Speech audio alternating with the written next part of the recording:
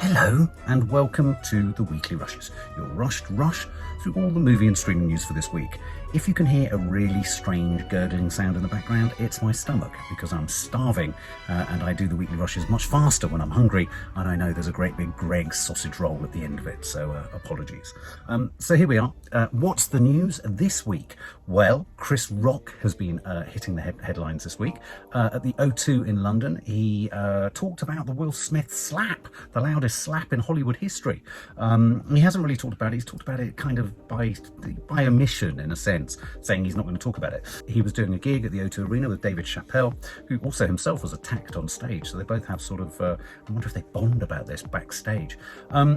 Chris Rock took to the stage and he referred to, in his routine, what he called Will Smith, when Will Smith did his YouTube apology, which we talked about a couple of Weekly Rushes ago. Chris Rock referred to this as his hostage video, and he said during his stand-up, he said, "Fuck your hostage video." Now, hostage video, obviously, because it looked like he was forced to sit down and do it. I mean, it looked pretty sort of like a hostage video in a sense, just his head against a plain background. But I don't know if you remember, I was suggesting when he did that, whether it felt to a degree that perhaps Apple TV were behind this, you know, new projects needing Will Smith to kind of make good so that he becomes a potential box office draw again. So, you know, how much of it was a real apology, how much of it was a business apology, how much of it was, well, as Chris Rock says, a hostage video. He also went on to say in his set, yes, that shit hurt. He played Muhammad Ali. I can't even play Floyd Mayweather. So, you know, again, making a point that it was painful. And, you know, he got hit.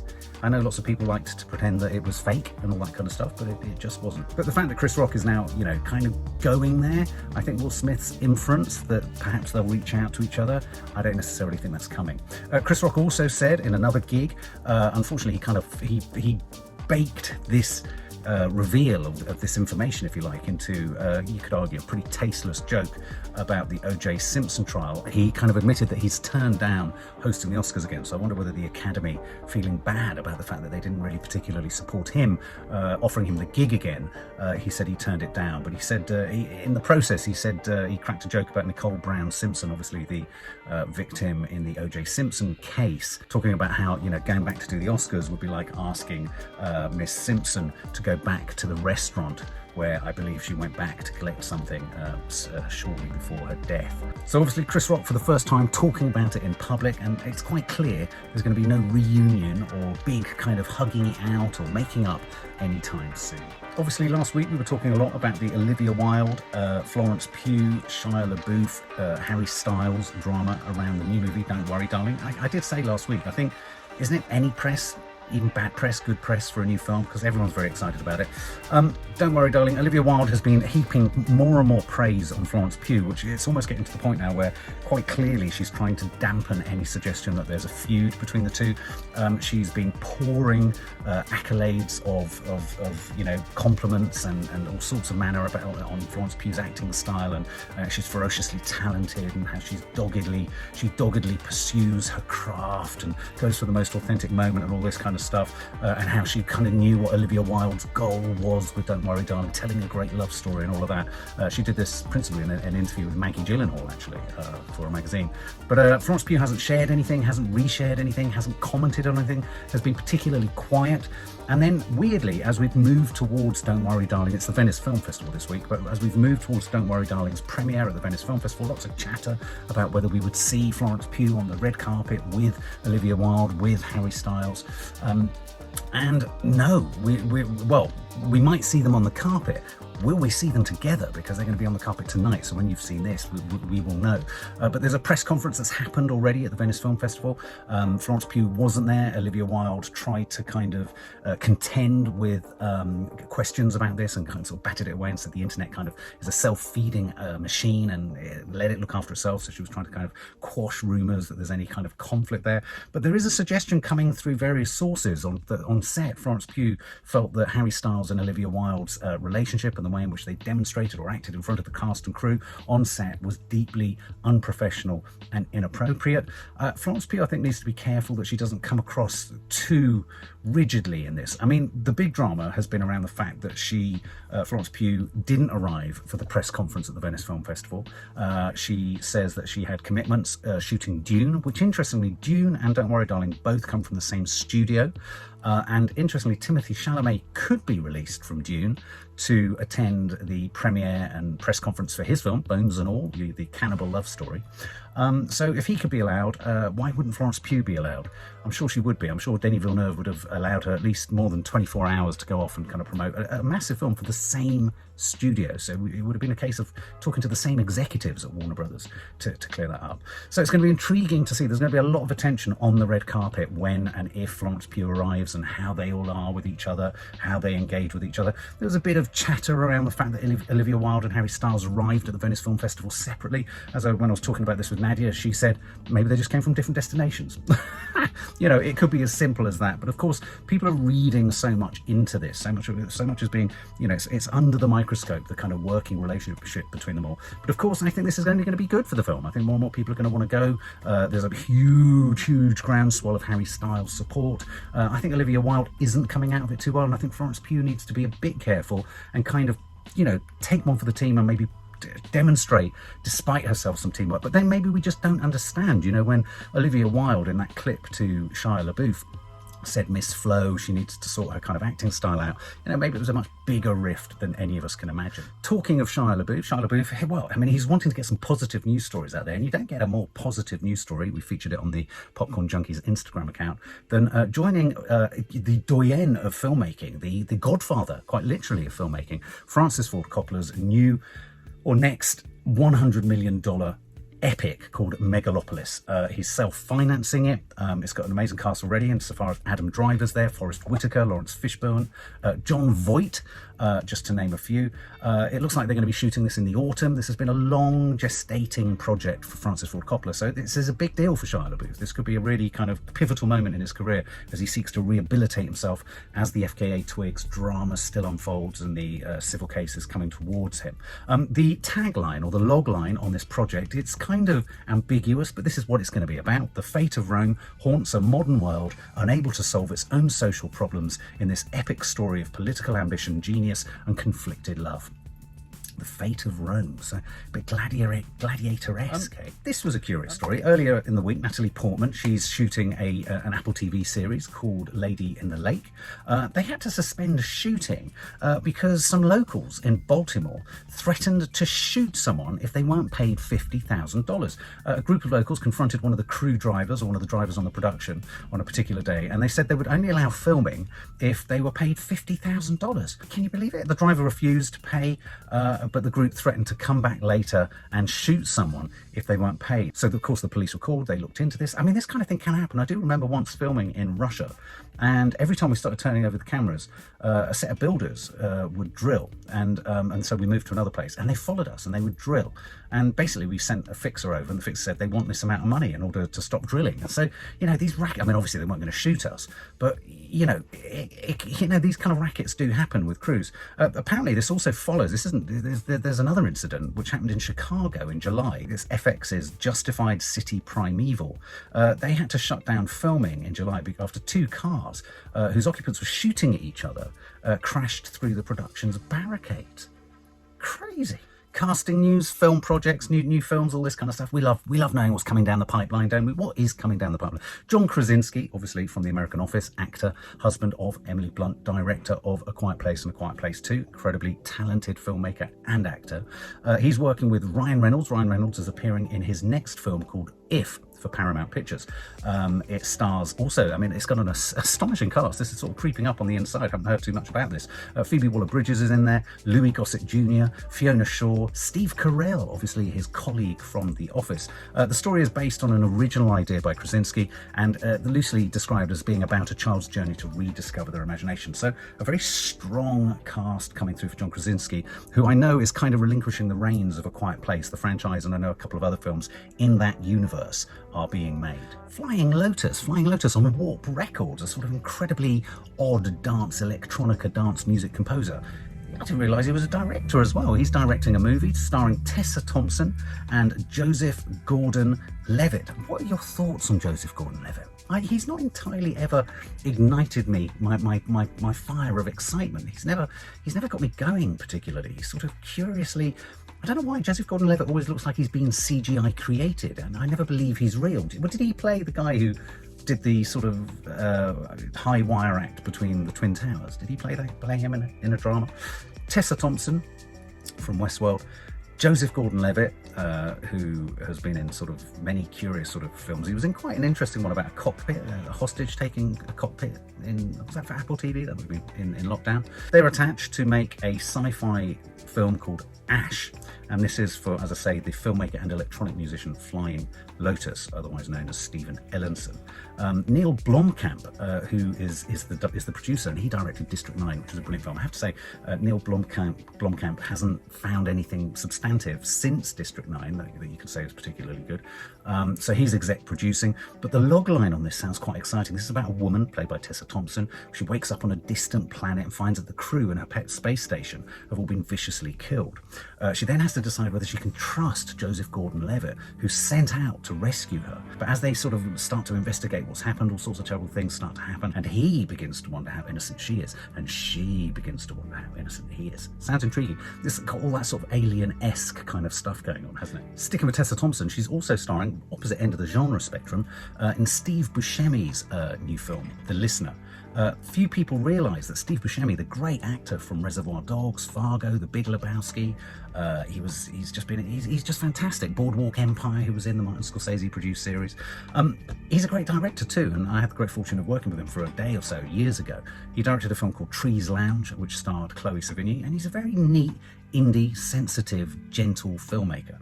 He's got a new film coming out called The Listener, and this was inspired by, he sadly lost his wife a couple of years ago. He anonymously rang a helpline where people will listen to you talking about grief, mourning the loss of his wife. He spoke to someone anonymously, and this gave him the idea of making a film pivoting around one of those call handlers, one of the helpers at the end of a line. So Tessa Thompson is playing Beth.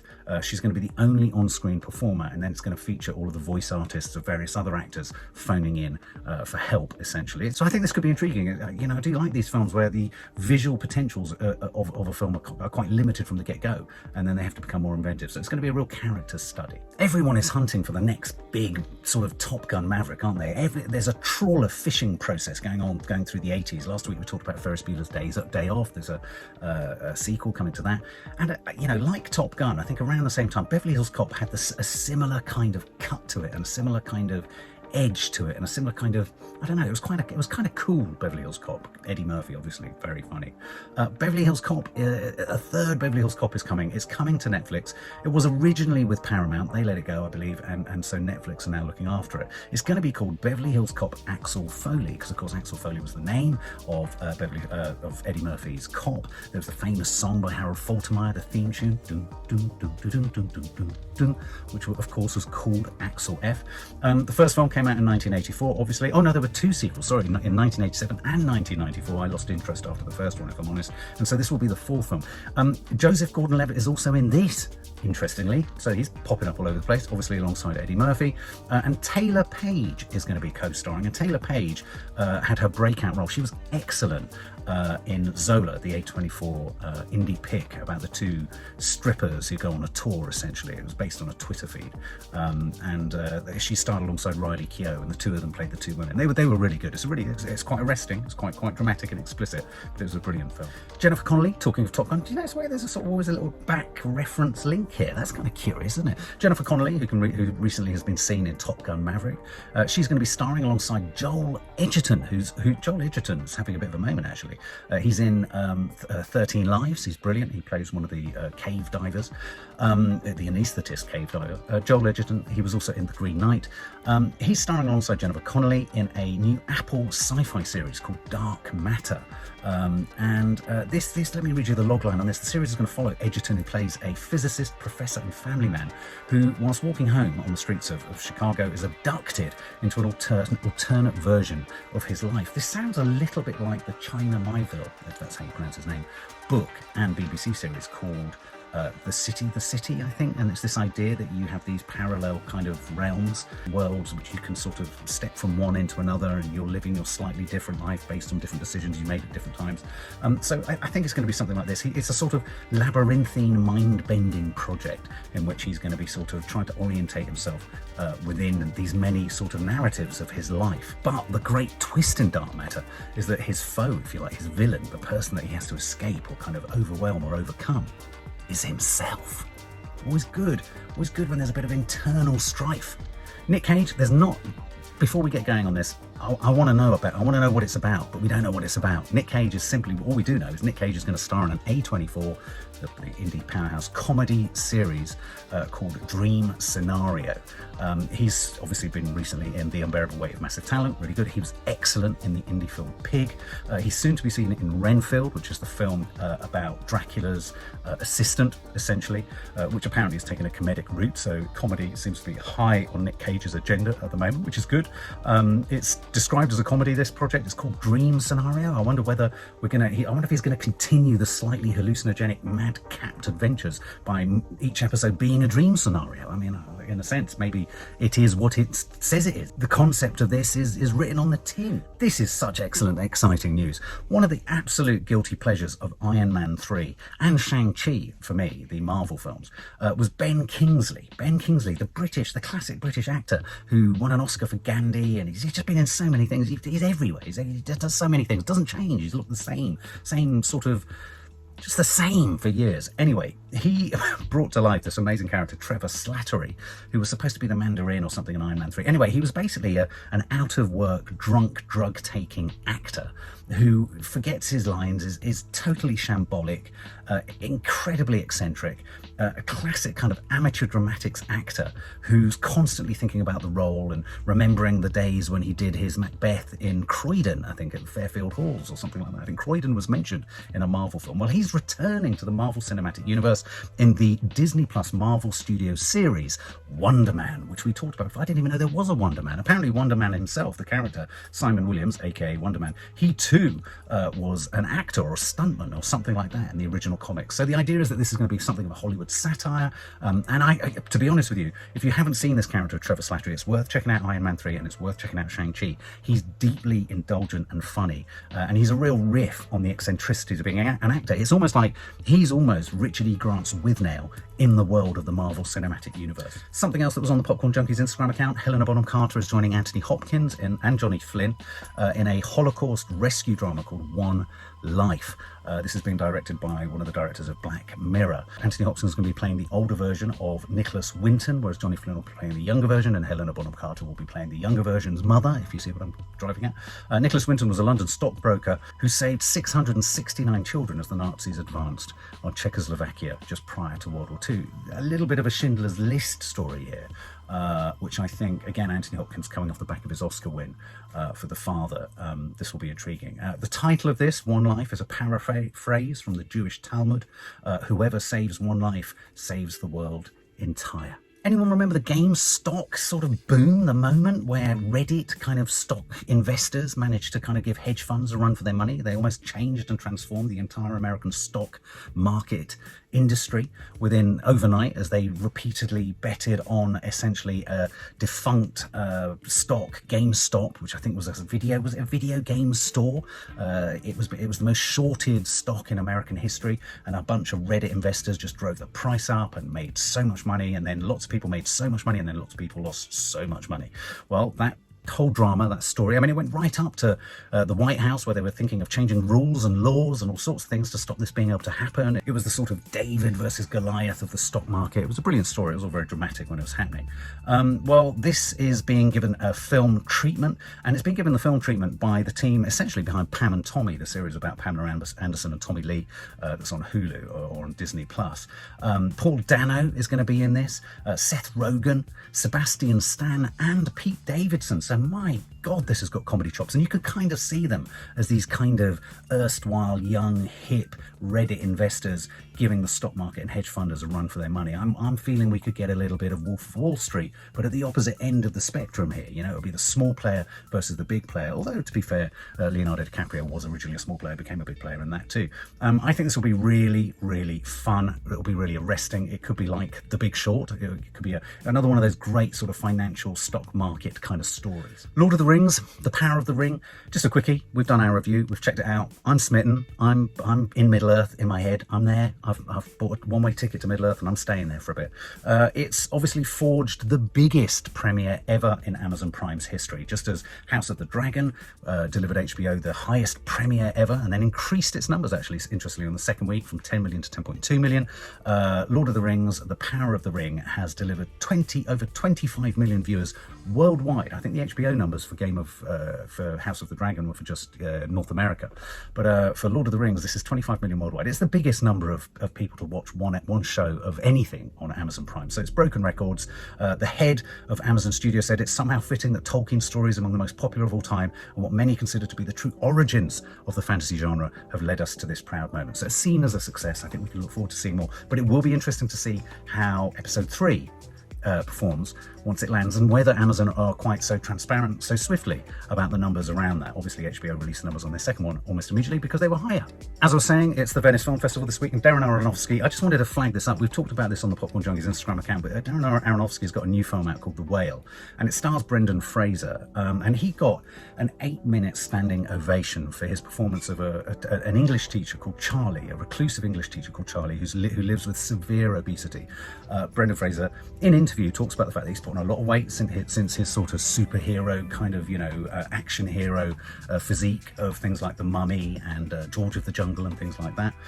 But he does, he puts on a fat suit and apparently he plays this incredibly nuanced, sensitive, heartbreaking role. As I say, he plays an English teacher living with severe obesity who attempts to reconnect with his estranged teenage daughter for one last time. There are some heartbreaking stills from this. He could be in with an Oscar nod, I think, here. I think we could be looking at, Brendan Fraser definitely being acknowledged by the Academy here, which I think would be lovely. And also, you can't help but feel that there is an echo or parallel in the role that he's playing alongside what the change that he himself has gone through in his life. He did say in interviews something along the lines of, I looked different in those days, referring to The Mummy and George of the Jungle. My journey to where I am now has been to explore as many characters as I can. I'm looking forward to how this film makes a deep impression on everyone as much as it has on me. Final silly story of the week. A.A. Milne's Winnie the Pooh 100 Acre Wood has come out of copyright restriction. And of course, as soon as something comes out of copyright restriction, it means people can run at it and make all sorts of twisted kind of adaptations. And one such adaptation is Winnie the Pooh, Blood and Honey.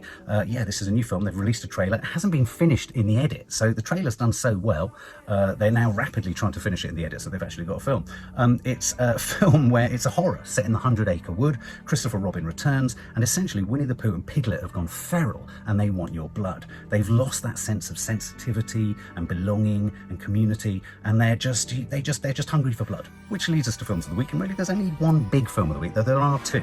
3,000 Years of Longing, George Miller's new film. It looks, Tilda Swinton, Idris Elba, it looks like a cornucopia of just sort of almost Aladdin-esque madness as Idris Elba plays a genie that Tilda Swinton brings into the world and then triggers all sorts of weird, mad happenings and all sorts of I think Idris Elba takes up shop or lives in her flat in London. It's based on a short story called The Genie in the Nightingale's Eye by A.S. Byatt. As I say, George Miller's the director. He did Mad Max Fury Road, which is sensationally visual. It's a feast. It's one of my favourite action films of recent years. It's so stimulating, and of course he's doing a follow-up to that too. So this will be, if nothing else, this might be a bit kind of over self-indulgent. It might be a bit over the top, but it'll be interesting for sure. The other film out this week is Blackbird, which has been absolutely slated by the critics, and this is Michael Flatley, he of Lord of the Dance. He stars in, directs, produces himself in what is a sort of, he claims is a sort of tribute to 007. The critics are less positive about it and less kind. A lot of them just describing it as absolutely awful, but it could be one of those movies that's so bad it's good. But even Mark Kermode says that Tommy Wiseau, who made The Room, widely considered one of the worst films ever made, apparently Michael Flatley makes decisions in this film that even Tommy Wiseau would have thrown out, would never have considered in a month of Sundays. So if you fancy a laugh, maybe get really drunk and go and see Blackbird. 3,000 Years of Longing, you don't need to get drunk. It sounds like you'll come out of it feeling like you've taken mushrooms. And there you have this week's Weekly Rushes, a rush through all the movie and streaming news of the week. Tell us your thoughts, share with us your feelings about some of the stories that we talked about this week, and have a wonderful film-watching, streaming week. For more film and family fun, don't forget to click the subscribe button and make sure to click the bell to never miss an update.